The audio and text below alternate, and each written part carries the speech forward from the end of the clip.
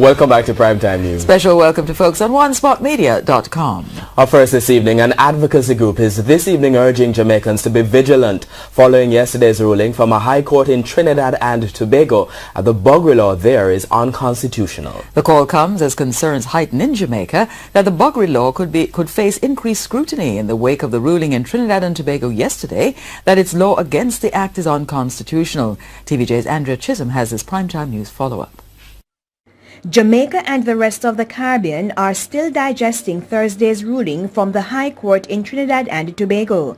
Sections 13 and 16 of the Sexual Offences Act in that country are illegal and invalid, essentially saying that the criminalization of anal sex is unconstitutional and it violates the right to privacy, liberty, and freedom of expression.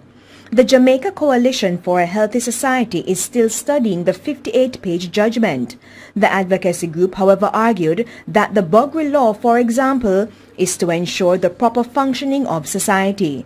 Once you get rid of that legislation, you leave the society open for the reordering of the society in ways which majority of the people would object to.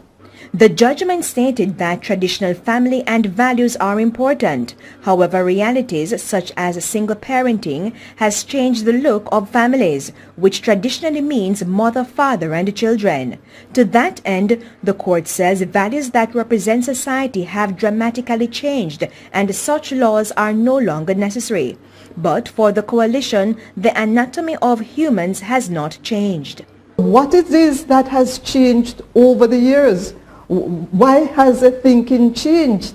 And I'm putting it to you and to others that maybe what has happened is that people have swallowed the lie which has been promoted by the LGBT activists that anal penetration, buggery, sodomy is in fact sexual intercourse. That's where it all started. A Belizean court ruled in 2016 that the buggery law was unconstitutional in that country, and on Thursday, Trinidad and Tobago followed suit.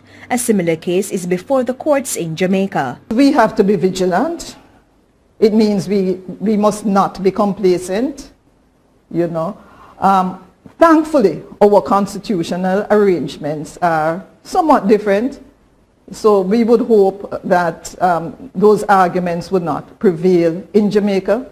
Andrea Chisholm, TVJ News. Patients and staff that were recently transferred to the Falmouth Hospital are this evening speaking out for the first time about the experience they are having at the facility.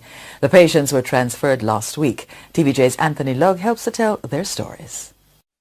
A sigh of relief for patients and staff who were transferred from Cornwall Regional Hospital last weekend to the Falmouth Hospital in Trelawney. It's a little better here because it don't have any bad odor or anything. Space might be small, yes, but it's okay. I like over here, and although the place is small, but it's very nice. The area so far is okay. We don't have any issues with the work area. Clinton Clark, who was getting treatment at the Cornwall Regional Hospital, says the staff must be commended. The nurses, the doctor, they were excellent. Treatment, okay. Didn't have a problem. They transfer me here. They're still cool. They're the same people. I keep saying day in, day out.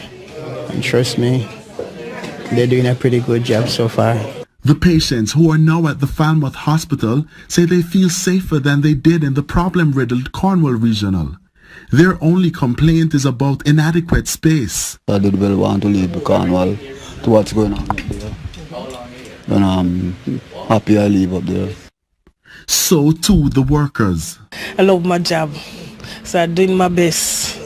Notice I'm having my mop is cleaning the floor.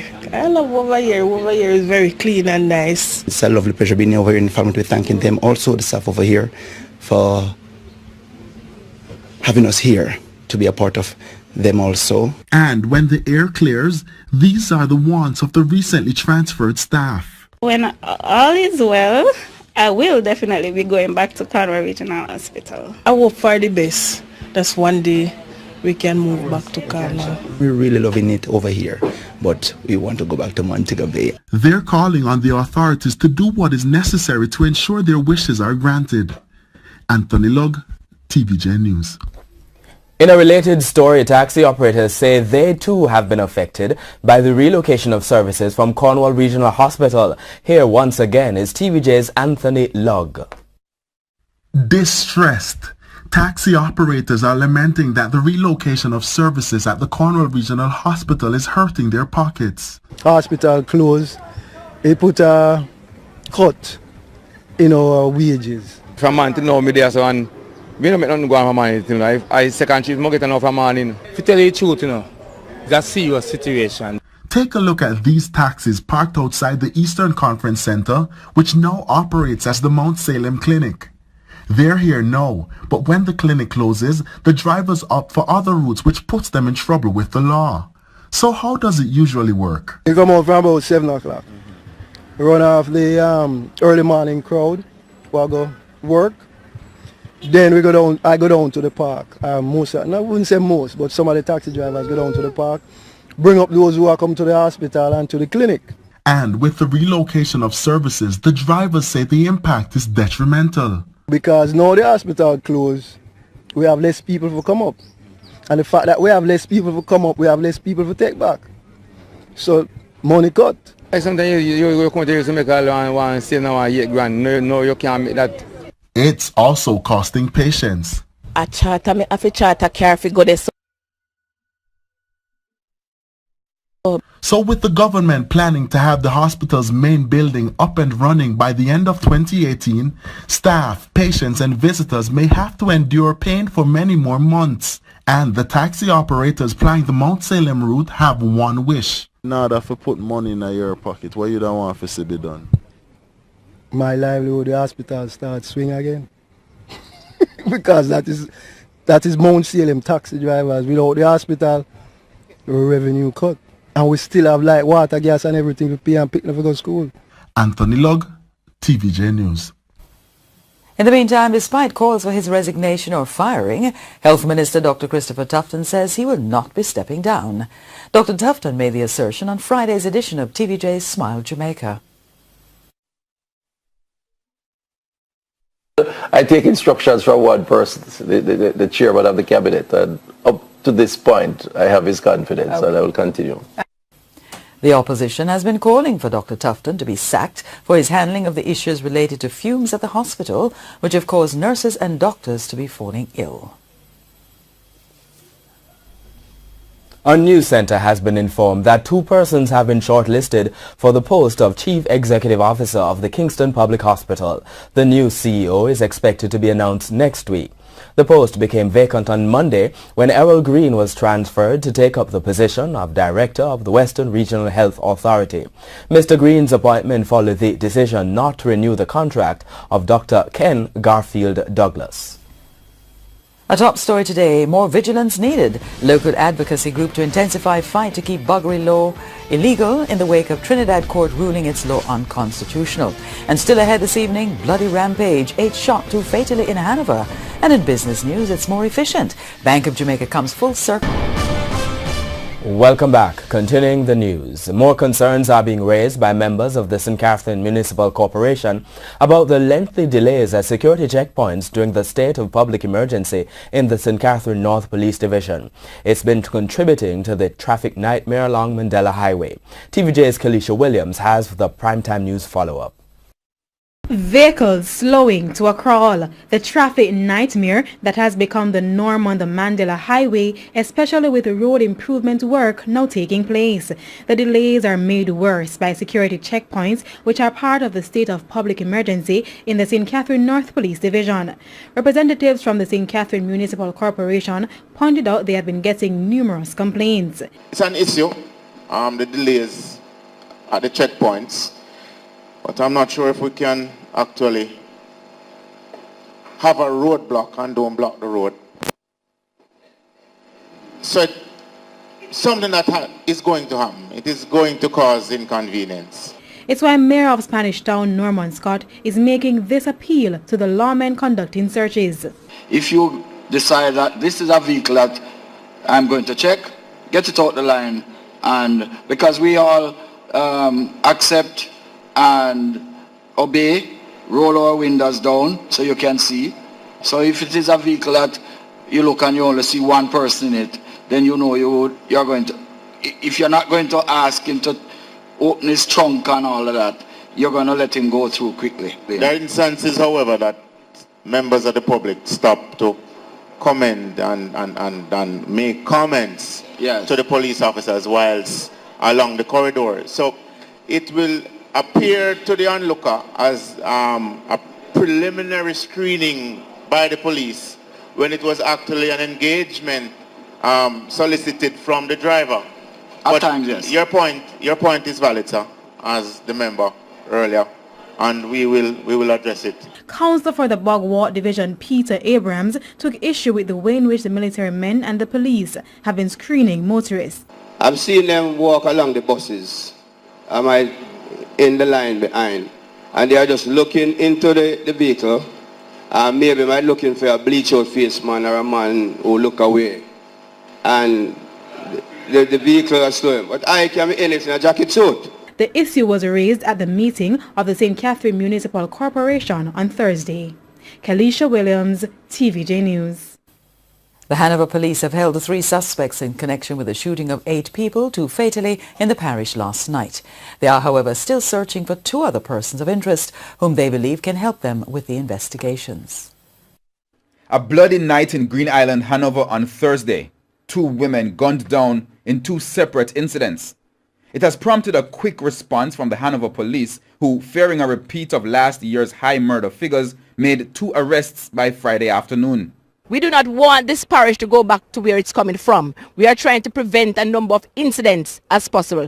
Head of the Hanover Police, Deputy Superintendent Sharon Beeput, identified the victims as 39-year-old shopkeeper Rhonda Smith of Salt Spring in Green Island and 53-year-old Barbara Gilpin of Newtown in Lucy.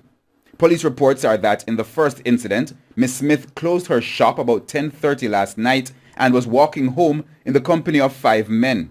The group was ambushed by 2 men armed with guns who opened fire, hitting all 6. Residents, including one of Miss Smith's relatives, said they heard the explosions and called the police. Police come on same time, so they shot fire. Our guys right here, so I go down here for that a ball. And then we can't find Susan, and we see a guy come out the river. Then the next one come out the river, and she Susan at the river side, but I blew and lift him up. The victims were rushed to hospital where Smith was pronounced dead. It's believed that the shooting stemmed from a domestic dispute. In the other shooting, Miss Gilpin was reportedly with her son at home when gunmen kicked in the door and opened fire. Both were shot multiple times in the upper body. Miss Gilpin died on the spot while her son was taken to hospital. DSP Beeput has released the names of 2 persons of interest in both cases. We are seeking the help of one Ruel Thorpe and Chadron Crooks. We would ask Ruel and Chadron to go to the nearest police station. The cops have also provided telephone numbers through which the persons of interest can make contact. In an effort to prevent reprisals or similar attacks, DSP Beeput has made an appeal to the residents in Green Island.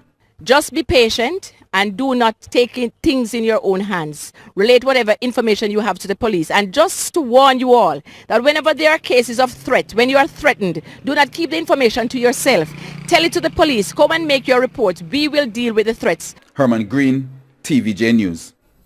Almost a month into the state of public emergency in the St. Catherine North Police Division, the commanding officer is defending the operation even though it has not yielded the success most were expecting. Additionally, the murders continue in the area, but the cops say they are satisfied with what has been achieved so far. TVJ's Herman Green has that report. 26 days of joint police-military presence in St. Catherine North as the state of public emergency continues to be enforced. Commanding Officer Senior Superintendent of Police Gary Griffiths says so far 1,500 persons have been processed, of which 468 were arrested and charged. Those held include 9 persons who were wanted for serious crimes, including murders and shootings. Prior to the state of emergency, between January and February this year, the area recorded close to 50 murders. The police presence have not stopped the killings, just slowing it down to 2 over the past month. The first was a murder that the young man actually chopped his father to death. The second one was a murder and suicide. But there have been no gun-related incidents since we started this operation. Guns were used in most of the killings recorded between January 1 and March 18 this year. But after executing over 60 warrants and some 50 joint operations, only 3 guns have been recovered. Well, the truth is we have not recovered as many guns as we expect. Based on what we know, what intelligence is saying, there are many guns out there, but we are in for the long haul and we are carrying out search in many places that we believe that we will be able to find guns. And it's going to take some time. 5 persons have also been arrested in connection with extortion activities. SSP Griffith says he is pleased with the successes so far. Yes, I'm satisfied. We might not be recovering the guns in as much as we would want to. But if you're looking at an area that has accounted for 49 murders in 2 months, and in the 3rd month, going on to the 4th month, you have only recorded 2, and the 2 were domestic murders that were cleared up. I think we're doing pretty well. Herman Green, TVJ News. The ongoing gang feud in and around Maxfield Avenue, St. Andrew, has taken a twist, with residents claiming children are now the targets. TVJ's Kirk Wright brings us the very latest in that developing story. Small children and teenagers are now targets in gang feud affecting sections of Maxfield Avenue in St. Andrew. A mother from Ramsey Road in the area says teens from a section called Sunlight Street stoned her 7-year-old child while she walked to school last week. Me wait on somebody there call me behind me. I stop and me say chair and then they look for me and I ride me down and I stone me. TVJ News could not independently verify the account, but there are also reports from residents that men from Sunlight Street are targeting persons from Ramsey Road when they go to take taxis on Maxfield Avenue. He was going to Alpha Tree and you know normally 2 war going on, we were watching the road. So he was using it, look him never sit down in the car, just sit down so, and the car stopped to pick up 2 girls and he was using and look and see the guy run come in with a gun. Yeah, and him have to tell the driver, drive. You understand, else you'd have somebody innocent dead. Big man, him don't go up on the road. Residents of Ramsey Road say it's risky to venture far from their homes. They say most of the places and shops they usually go to are located in clear sight of the men who are shooting at them. But while refusing to speak on camera, the residents of Sunlight Street accuse those who live on Ramsey Road of committing similar acts. The police walked the area on Wednesday because of the increased tension. There is tension in the Maxfield area and all the off-roads like the Ramsey, the Raphael, the Sunlight here and across the road, Wellington Road and so forth. The police say similar issues trigger conflict in Maxfield Avenue. They say this ongoing feud started after an item was stolen. So we are hearing that this is coming from as far as 2 months ago where a phone, as I said, was stolen and one side sent to another side to send back the phone and derogatory terms was the reply, and because of that now the tit for tat start again. The gang war is quickly sending up the homicide figures for the St. Andrews South and Kingston Western police divisions. Between us and the border, St. Andrews South, we have shared I think 4 murders over the last 6 weeks, and so we thought it fit that we need to pay some attention up here. But the police say they will continue to occupy the space to cauterize the situation. Kirk Wright, TVJ News. With cries for more social intervention programs targeting the youth, there is concern those targeted are not interested in what is being done for them. The concern was highlighted by a manager of the Social Development Commission in St. James. TVJ's Kalisha Williams picks up that story. Was a community meeting in St. James, a parish where questions continue to be raised about what will happen when the security forces pull out of crime-plagued areas.